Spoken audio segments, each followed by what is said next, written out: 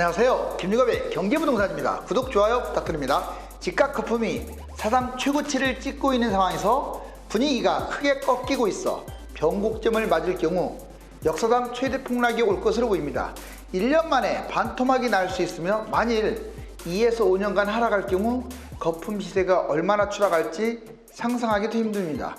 상담 안내는 02-501-7554, 유료 상담은 010-3999-8808이며 전화 주십시오.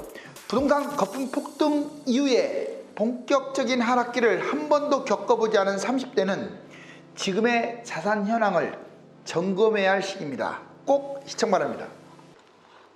부동산 역사상 최대 폭락, 1년 만에 반토막 난다. 자, 지금 투기 세력들이 어디 한번 쓸어 담아볼까 하면서 돌아다니고 있죠. 갭투자, 외지인, 다주택자, 임대주택 사업자, 자, 이런 분들이 대부분 해당되겠죠. 자, 이제 주요국의 부동산 세금, 지금 비거주 다주택 보통 양도세 폭탄이에요. 특히 우리나라는 전세제도라는 독특한 제도가 있는데 어떻게 보면 전세제도에서 차익 환수를 안 한다는 게 기적이에요. 기적. 그렇잖아요. 자기 돈을 다 투자한 것도 아니고 전세비를 활용해서 남의 돈을 활용해서 부동산 차익을 얻는 거잖아요. 물론 상승장에는 두드러 잡아야 하고 하락장에는 거기에 맞게끔 또 이제 융통성을 발휘해서 봐줘야 하고. 먼저 한국 보자고요. 1주택 취득세 1에 3%, 2주택 8%, 3주택 12%로 이제 자, 양도세 2년 거주 비과세 1년 이내는 70%, 2년 이내는 60% 세금을 내요. 이제 2주택 60%, 3주택 70% 이렇게. 또 주택수가 많으면 양도세 40 플러스 중과세가 붙죠. 6월부터도 진행합니다. 자, 근데 프랑스 한번 봐보세요. 취득세 5.9%, 누진세, 양도세 이거 잊지 마세요. 누진세가 기본으로 가야 돼요. 다주택 어떻게 3주택 또는 합산해가지고 금액이 작은 사람이나 많은 사람이나 똑같나요? 비율이. 월급은 누진세면서 이건 기본이 안 돼 있는 거예요. 자, 양도세율 42%, 기본세 17%, 사회보장세 17%, 양도차익. 그 다음에 6년 보유 공제 22년 해야만이 면제시켜줘요. 보유를 해야 면제. 우리나라 이런 거 어디 있어요? 자, 영국도 보세요. 2주택자 거래세 15%. 보유기간 내내 실거주를 안 하면 비과세가 없어. 무려 여러분들 내내 실거주해야 양도세 비과세. 우리나라는 집값이 떨어지면 비과세 그냥 실거주 폐지했다가 집값이 올라가면 실거주 생겼다가 그러잖아요. 조정지역, 투기과열지역 이런 것들이 생겨나다 보니까. 영국은 안 그래요. 벌써 몇 나라 볼 것도 없어요. 프랑스, 영국만 봐도 엄청나게 지금 다주택자 또는 거주를 안 하는 거에 대해서 엄청난 세금을 때리죠. 우리나라는 쓸데없는 곳에 세금을 많이 때려요. 자, 싱가포르 거래세 2주택 12%, 3주택 19%, 외국인이라든가 법인 이게 폭탄이죠, 폭탄. 양도세 중과율도 높습니다. 부동산 폭락, 주택수별 아파트 대치방. 오늘은 제가 엑기스만 쫙쫙쫙쫙 뽑았어요. 끝까지 들으면 여러분들 웬만한 특강 서너 개 들은 것보다 나을 거예요. 자, 다주택자는 폭락에 대비해야 합니다. 집값이 계속 오른다는 생각을 벗어나야 돼요. 양도세 중과보다 폭락장 하락을 하면 더 손해봐요. 어차피 40% 일반과세는 안 없어지고 거기에 플러스 20, 30인데 집값이 폭락하면 20%만 빠집니까? 훨씬 많이 빠지죠. 자, 그리고 이것은 차익에 대해서 빠지는 게 아니라 집값 폭락은 시세에서 빠지는 거라서 엄청나게 큰 거예요. 제 말 이해가셨죠? 자, 그 다음에 하락장 자본금 대폭 손실 25억짜리가 13억까지 추락할 수 있다는 현실. 1주택자는요 갈아타기를 꼭 염두를 계속 하셔야 돼요. 상투장 지금 갈아타는 것은 황금성이 없는 것을 황금성이 있는 것으로 갈아타는 건 좋아요. 아파트가 아닌 것을 좀 싼 거 비아파트로 갈아타는 게 좋아요. 그런데 폭락장에 꼭 갈아타라 이 말이에요. 안 팔리는 주택은 지금 갈아타라고 하죠. 자, 추가 매입은 세대 분리, 저평가 이런 것들로 판단해야 돼요. 1주택자가 또 하나 매수하는 건 안 좋아요. 일시적 2주택 힘듭니다. 이제 그런 거. 그러니까 세대 분리된 아들이라든가 이런 사람들. 그다음에 무주택자 매입을 판단하는 거예요. 하라는 게 아니라 판단. 상투장, 저평가 금매라든가 청약 누가 좋을지를 판단해야 하고, 영끌, 실거주, 무리한 갭투자는 무조건 금지. 그리고 비아파트, 아파트 아닌 쓸데없는 빌라, 뭐 오피스텔 이딴 것들 하지 마세요. 나홀로 아파트도 금지입니다. 무조건 대단지 아파트로만 매입하는데 영끌하지 않는 선에서, 자본금 선에서. 자, 이제 주택별로 판단했죠. 이번에는 부동산 폭락 지역별로 한번 대처해 보자고. 지역별. 자, 서울은 중저가 중심으로 판단해 보는 거야. 비싼 건 사지 마세요. 현재 지금부터 2021년 12월 올해 내내 아마 상승 가능성이 조금 높다고는 했어요. 물론 제가 지금 제목을 이렇게 달았기 때문에 올해 이게 급추락할 수도 있습니다. 어떤 일이 벌어질지 아무도 몰라요. 그렇지만 정부가 특단 대책을 하지 않는 한은 올라간다고 치고, 고가 아파트 상승폭이 축소 신중해야 합니다. 고가 아파트는 무조건 조심해야 돼요. 10억, 15억 넘는 것들. 자, 중저가 저평가로만 매입을 판단하세요. 그 다음에 경기 인천 중저가 매입. 자, 현재 2021년 12월까지 계속 올라갈 가능성이 크고 확대될 가능성이 크다고 하잖아요. 1기 신도시 고가 아파트는 상승폭이 축소될 것 같아요. 신중해야 합니다. 신도시 특히 조심하세요. 새 아파트 너무 비싸, 거품이.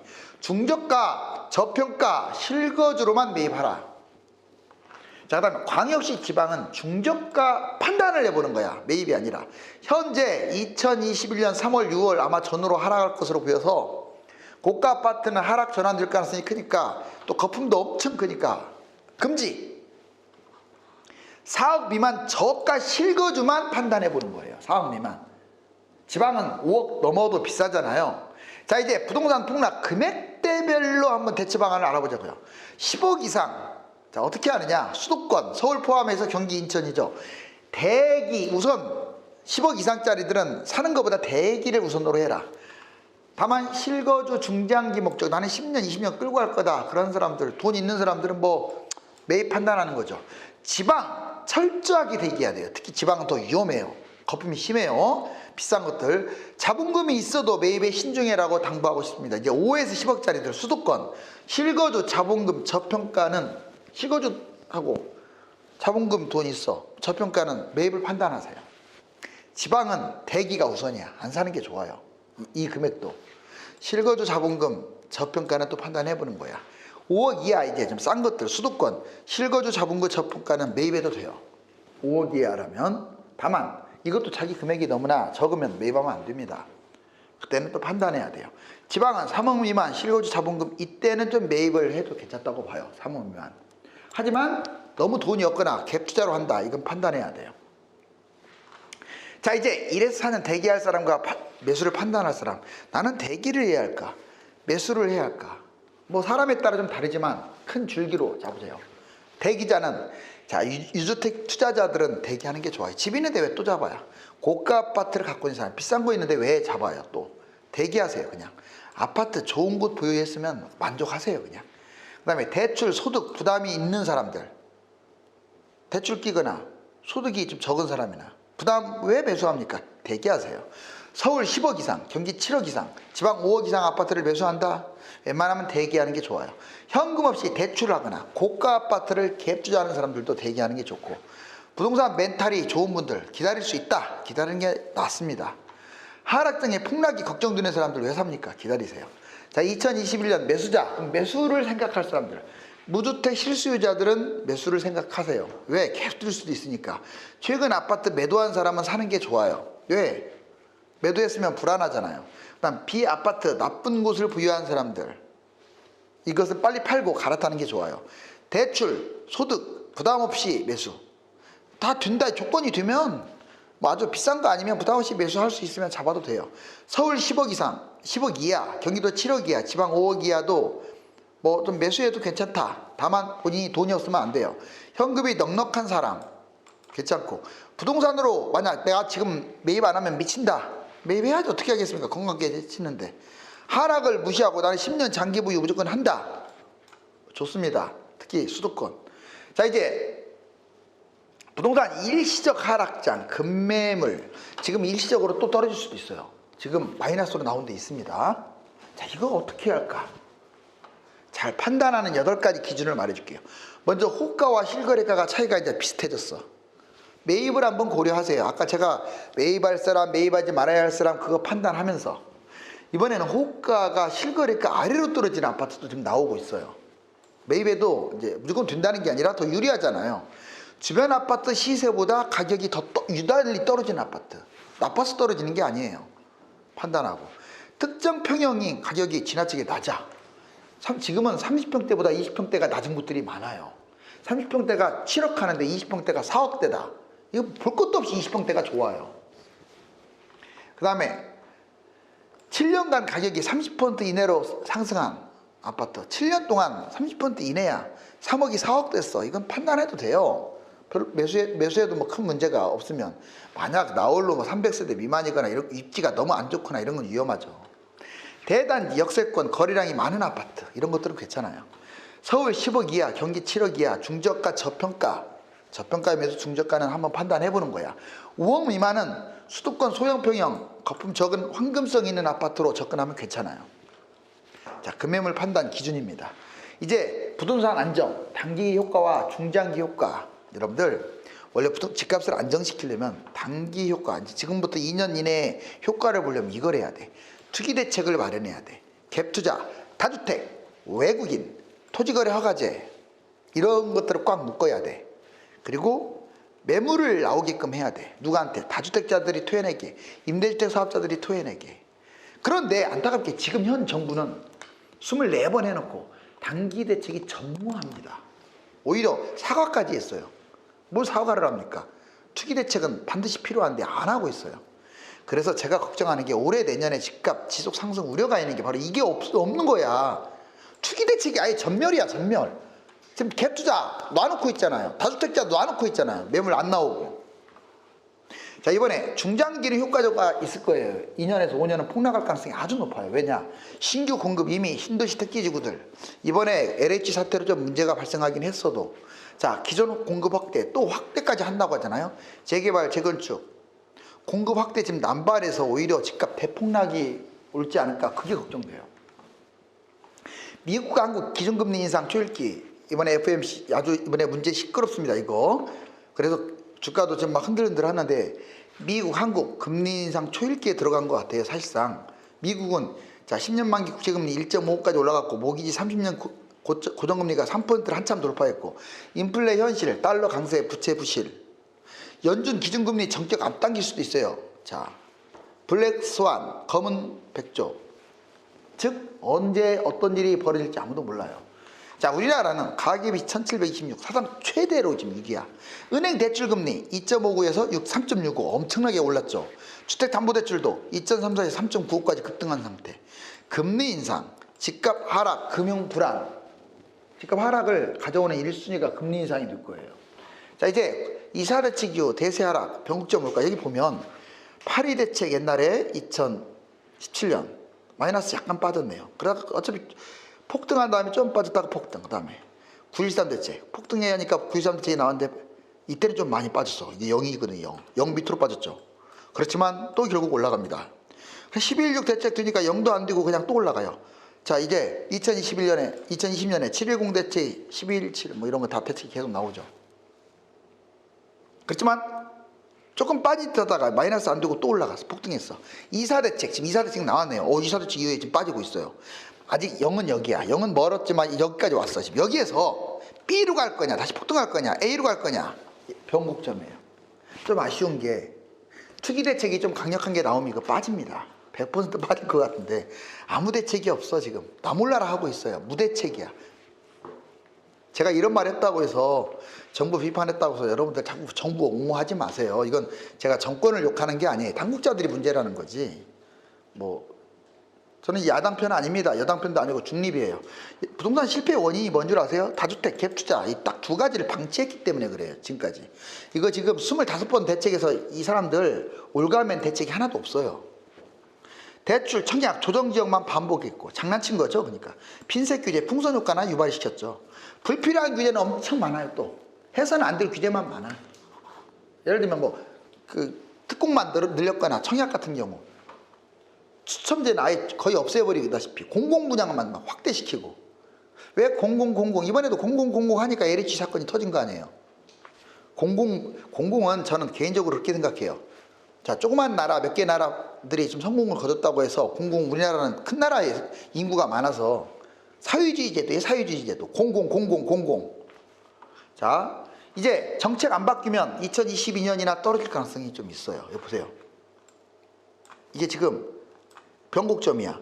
2008년을 변곡점으로 쭉 떨어졌잖아요.